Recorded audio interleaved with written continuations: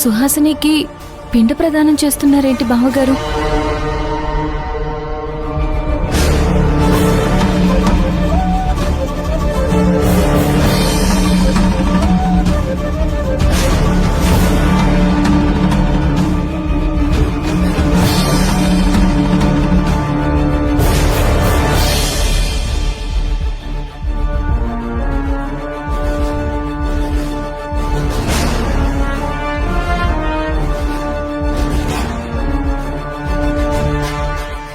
పిండ ప్రదానం చేయండి.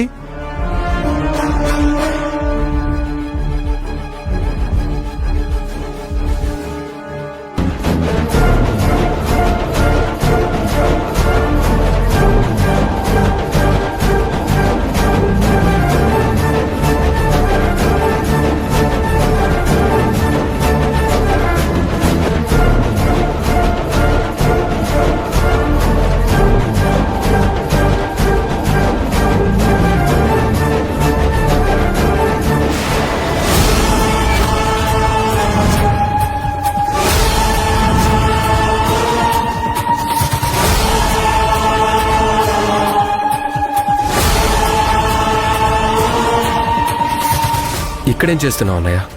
ఆ ఫోటో ఎవరిది? మా అన్నయ్య సమాధానం చెప్పకుండా మౌనంగా ఉండడం నేను ఇప్పటి వరకు చూడలేదు. మొదటిసారి చూస్తున్నాను అన్నయ్య. ప్లీజ్ చెప్పన్నయ్య, ఆవిడెవరు? నువ్వు పిండ ప్రదానం ఎందుకు చేస్తున్నావు? అసలు ఏం జరిగింది? ఏం లేదు, ఇప్పుడు తెలుసుకున్న ఉపయోగం లేదు. పదండి, ఇంటికి వెళ్దాం. మీరు గతంతో పాటు కొన్ని నిజాలు కూడా దాస్తున్నారు బావగారు. ఆ నిజాలేంటో మాకు తెలియాలి. ఆ అమ్మాయి ఎవరో మాకు తెలియాలి. ఇప్పుడు తెలుసుకుని మీ ఇద్దరు మనసులు పాడవడం తప్ప ఏం ఉపయోగం లేదు. దాని గురించి వదిలేసేయండి. సరే బావగారు, మీరు ఎలాగూ చెప్పరు కదా, పోనీ ఆ అమ్మాయి ఎవరో మమ్మల్ని చెప్పమంటారా?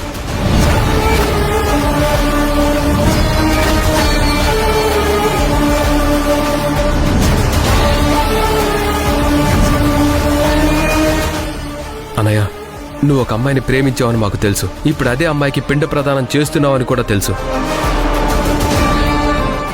చెప్పన్నయ్య, అసలు ఏం జరిగింది? నీ ప్రేమ గురించి చెప్పన్నయ్య, అసలు ఏం జరిగిందో? నీకు అలేకి వదినికి పెళ్ళి ఇన్ని సంవత్సరాలైంది. అయినా సరే నువ్వింకా ప్రేమించిన అమ్మాయిని మర్చిపోలేకపోతున్నావంటే తననెంతలా ప్రేమించావో నాకు అర్థమవుతుందన్నయ్య. చెప్పన్నయ్య, నీ గుండెలో బాధ ఏమైనా ఉంటే చెప్పు. ఆ అమ్మాయి ఎలా దూరమైందో చెప్పు. చెప్తాను మాధవ్, చెప్తాను. ఈ విషయం ఇప్పటి వరకు నేను ఎవరికీ చెప్పలేదు. ప్రాణానికి ప్రాణంగా ప్రేమించిన అమ్మాయికి నా గుండెల్లోనే సమాధి కట్టాను. తన పేరు సుహాసిని. తను నేను ప్రాణానికి ప్రాణంగా ప్రేమించుకున్నాం. తన చదువు అయిపోయిన తర్వాత ఇద్దరం కలిసి 2 ఏళ్లలో చెప్పి పెద్దల సమక్షంలో పెళ్లి చేసుకుందాం అనుకున్నాం. కానీ తను ఒక గొప్పింటి అమ్మాయి. నేను మనింట్లో చెప్పేలోపు, తను వాళ్ళింట్లో చెప్పేలోపు మా ప్రేమ గురించి వాళ్ళ నాన్నకి తెలిసిపోయింది. ఆ తర్వాత ఆయన సుహాసినితో తన ప్రేమని మర్చిపోమని చెప్పాడు. సుహాసిని కుదరదని చెప్పేసింది. అందుకు ఆయన కోపంతో ఎలాగైనా సరే సుహాసినికి మనకంటే గొప్పింటి సంబంధం తీసుకొచ్చి పెళ్లి చేయాలనుకున్నాడు.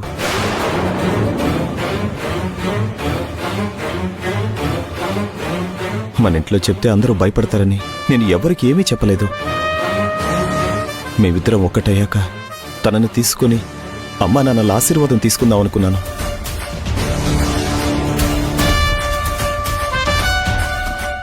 గుళ్ళో పెళ్లికి ఏర్పాట్లు కూడా చేసుకున్నాం. తనని ఉదయం 7 గంటలకల్లా గుడికి రమ్మని చెప్పాను. నేను కూడా గుడికి బయలుదేరాను. అప్పుడు నాకు అనుకోకుండా యాక్సిడెంట్ జరిగింది.